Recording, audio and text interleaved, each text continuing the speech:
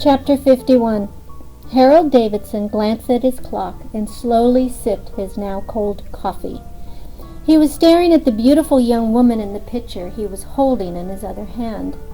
He wasn't sure exactly how he was going to handle the current situation, but it was imperative that the illusion of Executives Incorporated did not become compromised. The FBI agents for his 10 o'clock meeting were waiting for his arrival in the conference room, but Davidson wasn't moving. He was at a loss as to how to proceed, and needed to think. He gently laid Maddie Olson's picture back on his desk, and a tear fell to his cheek. It was his job to place the order to have this beautiful threat to the United States of America removed permanently.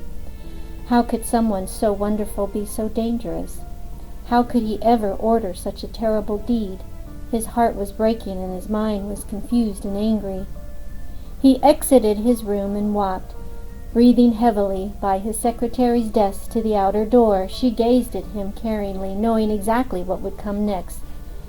She had worked for this man way too many years and could read him like a book. She smiled and watched his movements. As he reached for the door, a thought flashed through his mind, just as she knew it would. Davidson realized he would need his top analyst for this brilliant but unusual idea to work. Will it work? He wondered. Yes, but it'll take some planning. Yes, but it'll work. It'll cost money, lots of money, but yes, damn it, it'll work. He held the door in one hand and turned and gazed seriously at his secretary. "You're up to something, Harry. I see it in your eyes." Sam grinned at her boss, realizing he was in the middle of an emotional dilemma and didn't know if his crazy idea was plausible. "Okay, that look is telling me you want me to do something. Spill, Harry." Sam cocked her head to one side and blinked. He turned and walked toward her. As he placed both hands on her desk, he whispered ever so softly, "Okay, Sammy, this is what I want you to do." His eyes were sparkling, and his grin went from ear to ear. Chapter 52. Carrie hung up the phone and scanned the internet listings again for any colleges she may have missed. There were none. That was the last college close to David King's religious compound. She had even checked within a radius of about 100 miles, and there were absolutely no records of an Ida Grainsberger ever being registered anywhere, not even at the junior colleges or the trade and specialty schools. Snyder was also striking out. No Maxwells were registered in any of the daycares within the Michigan area during the time frame that Jewel Maxwell had worked for Ultratrans Corporation. He even checked the outskirts, although it was a long shot since her last known address was only a few miles from Ultratrans. There were a lot of little boys with the first name starting with a T, but no Maxwells. "Any ideas?" Snyder asked Carrie, throwing both hands up in the air. She had a strained look on her face. "Let me see your list of kids in daycare during that time." "Sure." He pushed the pages toward her. "What are you thinking?" he asked cautiously. "I don't know. It's just a hunch, and I sure do pray I'm wrong." Carrie ran her fingers slowly down the lines of children's names who were registered at the different daycares during the late 90s. On the 20th page she saw it. "Oh my God," she exclaimed, with eyes as large as $50. "What is it?" Snyder asked. "There's a Toby Olson registered. He was 5 years old. How old is Thomas?" "Let me look that up." He clicked on the keypad, and the screen blinked and displayed Thomas's personal information. Let's see. Thomas's birth date. He looked over the information on the screen before him. Here it is. Thomas Edwards, born 1993, Oklahoma City, Oklahoma, to a Madison Jane Matthews and a Jackson David Olson. Thomas's last name is Edwards. Where's the Olsons coming from? "Just as I thought. Look, his mom goes by Maddie, short for Madison. She remarried after her first husband died. He adopted Thomas. I remember him telling me that. Thomas went by Toby as a little boy. He told me that, too. Said no one in the FBI would ever take a Toby seriously, so he decided to use his given name instead of his nickname. Why would Thomas and his mother be in the same location where this man was killed? Seems a little too coincidental, doesn't it? not to mention that she also worked for executives. Are you insinuating that Thomas's mother is the person we're looking for? Maybe, maybe not, or maybe one of them. There could be more. More what? Hired killers. Hello, are we on the same case or what? Carrie, what did you put in that coffee of yours this morning? Because you're hallucinating, young lady. No, I'm not, and I think I've just figured everything out. But how do I tell Thomas? Chapter 53. Harold Davison stood in front of the group of men and women in the highly secured room at the Pentagon. His mind was full of fear and trepidation, but he stood firm in his stance and began his speech. Today you will sign the non-disclosure agreements that are being passed around as I speak. This is a top-secret mission and will not be discussed out of this room. Is that completely clear? He paused to look every individual directly in the eyes. As he continued to talk, he began to pace nervously around the room. Please read and sign the non-disclosure agreements, and my assistant will collect them. Be sure you totally understand the significance of complete secrecy in regards to this case. The secretary collected the signed agreements when 3 more agents entered the room. Mr. Davison, we were told to report here immediately, one of the ladies announced. Are you my analyst? Yes, sir, we are. Then have a seat. Non-disclosure agreements were handed to the new arrivals, and they read and signed their names. What I'm about to tell you may save the life of one of our top agents. If anything I say is leaked out in any way, not only will her life be in danger, but also the lives of every citizen of the United States. You continued to talk and pace the room. His hands were firmly locked in his pants pockets. The tightness of the material around his hands somehow gave him a false sense of security and authority. His mind was analyzing a wealth of information, and the fear of not being successful with his well-calculated plan greatly concerned him. He walked around the conference table with all eyes following him intensely. When he reached the head of the table, he stood tall and spoke softly but firm. I need everyone here today to put together a plot to kill one of our agents. There can be no mistakes, no mess-up, no errors. We will need a complete coordination from everyone, and I want total success on this project. He paused for a few seconds. Let me tell you a story. First, I want to tell you the ending. Chapter 54. The fire blazed in the hearth, and the 3 agents stood close to gather and absorb as much heat as possible. Susan arrived with a tray of hot chocolate and cookies. Toby, I believe you've been on the East Coast just a little too long. You used to run and play in this stuff with only a light jacket. Maybe it's my old age, Susan. He smiled and took the tray and set it on the coffee table. Thurston and Owens each reached for a warm mug of chocolate and ate the homemade cookies they'd been smelling and wanting for the last 20 minutes. Wow, this is great, Owens said. A warm fire, fresh cookies from the oven, hot chocolate. This is heaven. How could you ever leave? He asked with a feeling of warmth and total comfort emanating from within. I never had anything like this at my home. Well, it wasn't like this all the time. We traveled a lot, my mother and me. We must have lived in over a dozen states. Sometimes I finished school and other times I didn't. I was only truly happy when we came here, home. Why all the traveling? Owens asked. I've always believed that my mother was running from the pain of losing my father. He died when I was very young. I only remember him from pictures and my dreams. She married my current father when I was about 7 or so. He's actually the only father I've known. Owen sipped on his hot chocolate. Dr. Thurston nibbled on the fresh cookies and watched Thomas as he walked nervously about the room. Something bothering you, Thomas? Thomas didn't say a word, but Owens looked strangely at Dr. Thurston. They were all ready to fly back to D.C. that evening and get busy on the case. Chapter 55. Dr. Lewis was anxiously pacing his office when Dr. Bloomsbury entered. The evening was late, and Bloomsbury yawned and rubbed his eyes. Okay, what's so important? As Dr. Lewis described the events, the phone rang. Now, who in the hell could that possibly be? Lewis here. Dr. Lewis? Dr. Greckhart. I need you here in D.C. by tomorrow morning. We've booked you a flight on the red-eye, leaving at 1 a.m. Be on it. Lewis wanted to solve the problem with Maddie and not have to be bothered by the authorities in Washington, but thought better than to challenge Greckhart's authority. "Yes, sir. See you in the morning." Lewis shrugged his shoulders at Bloomsbury and apologized. The evening of convening a plot to save Mattie would have to wait. Chapter 56. Mattie saw her brother first and waved her hands above her head. A big smile ran across Doug's face, lighting up his eyes with love. The girls ran past Mattie and rushed into their great-uncle's arms. He hugged them close and gave them a kiss on each of their cheeks. Charlie was next and patted his uncle on the back. "Hey, how's it going, Unc?" "Not bad, Charlie. How was the flight? Did you have a good time?"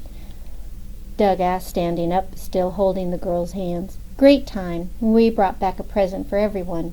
Kelly fell while we were there, so we had to take her to the hospital for x-rays, but it was just a bruise." Doug looked quizzically at Mattie. "Oh, we just wanted to be sure," Mattie added, hugging her brother around the neck. "I'm so glad to see you. But what are you doing here? We were going to take a taxi, remember?" Doug looked seriously at Nate and Mattie. "I got a call from your office.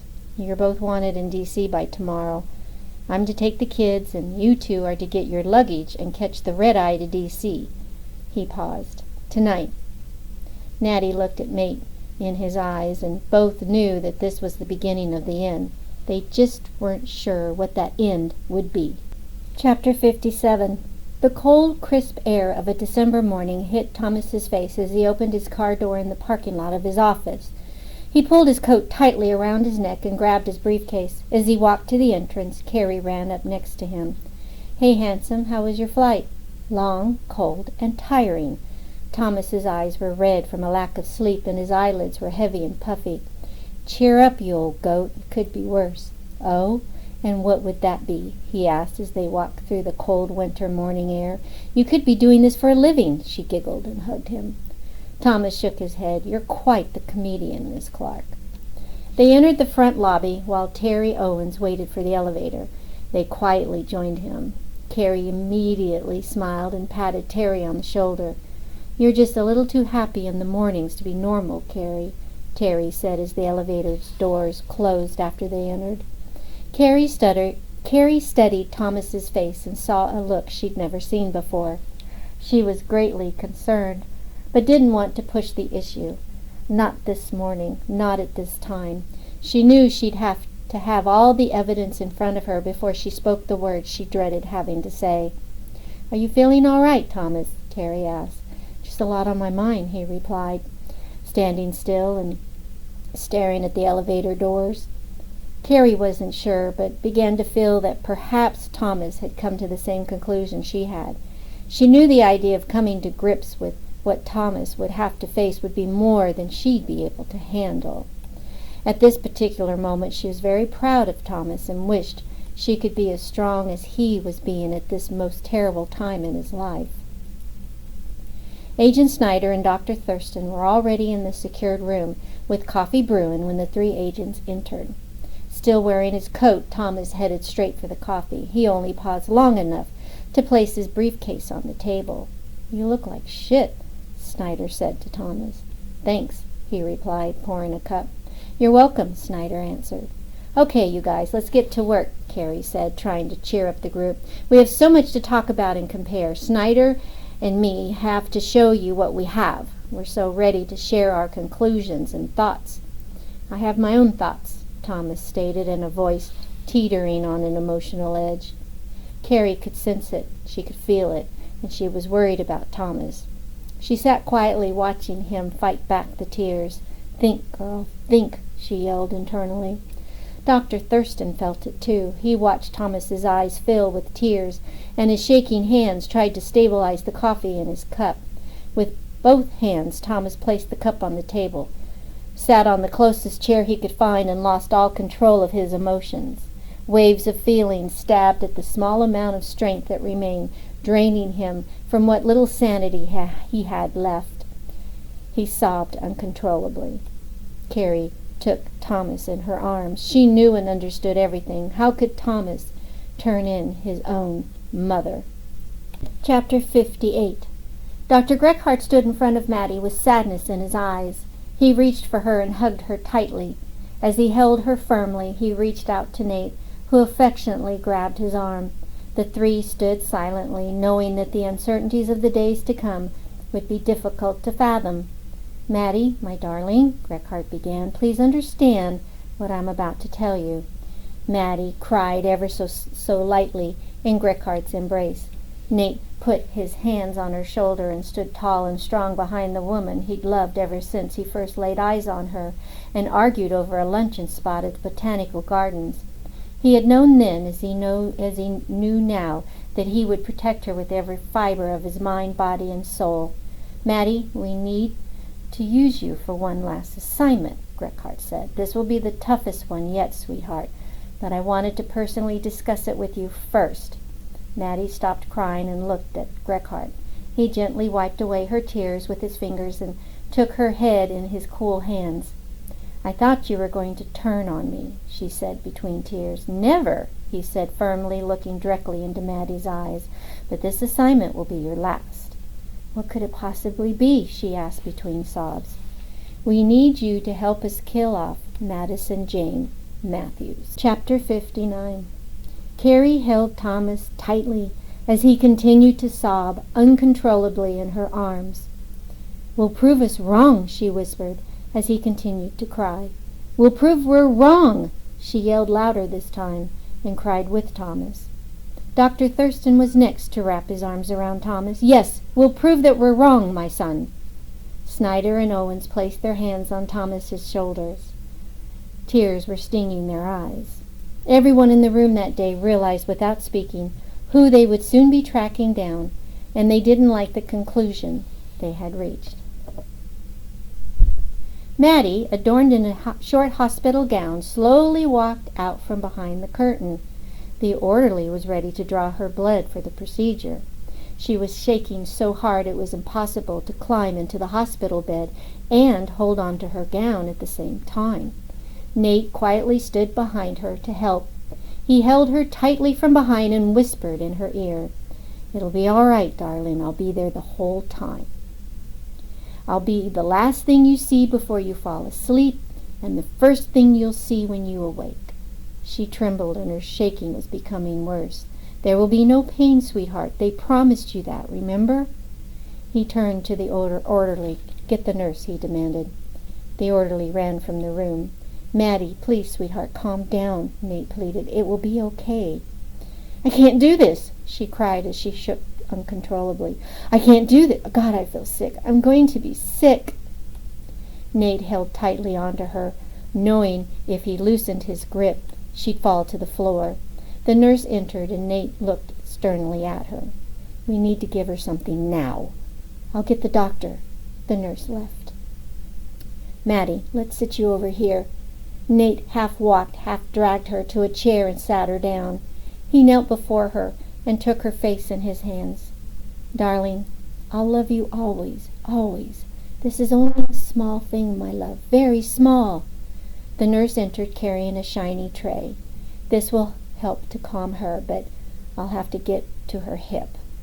Nate assisted the nurse in giving Mattie the medication. "It should take effect right away," the nurse said, "but let her sit here for a while. I'll have the orderly come back later." "Thank you," Nate said, meaning every word. It wasn't long before Mattie's shakes began to subside. She started feeling a little lightheaded and looked slowly into Nate's eyes. "You won't stop loving me?" she asked through teary eyes. "No, my darling, never." Chapter 60. Thomas continued to dial his mother's phone, only to get her voice recording that said to leave a message. He wasn't sure what to do next, so he called Nate's cell phone. But once again, he only heard his father's recorded voice. He paced the room, close to panicking. "Maybe they just went someplace where their phones don't work," Carrie said, attempting to soothe Thomas's nerves. She ran her fingers through her hair, trying hard to think of what to do next. Thomas grabbed the phone and dialed a number again. "Thomas," she said, "if they didn't answer the first time, they're not going to answer now. All you're doing is stressing yourself out even more." "Knock it off. I'm calling my uncle. He should know something." Donna answered after a few rings in her normal, friendly, warm voice. "Hello? Aunt Donna, Thomas." "Hi, sweetheart. What's up?" "Do you know where my parents are?" he asked, trying to sound calm. Nope, haven't heard from them in a few days. Doug picked up your girls at the airport, and we're flying them back home tomorrow. So we'll see you then. Is something wrong, sweetie?" Thomas cleared his throat, gathering his thoughts. "No, everything's fine. Is Uncle Doug around?" "No, honey, he's out running errands. Do you want me to have him call you?" "Please." "Okay, sweetheart, I will. Thanks, Aunt Donna. I guess I'll see you tomorrow. Be safe." "We will. Bye, sweetie." Thomas hung up and looked panic-stricken at Carrie. "This is not only, as you say, weird. It's scaring the shit out of me.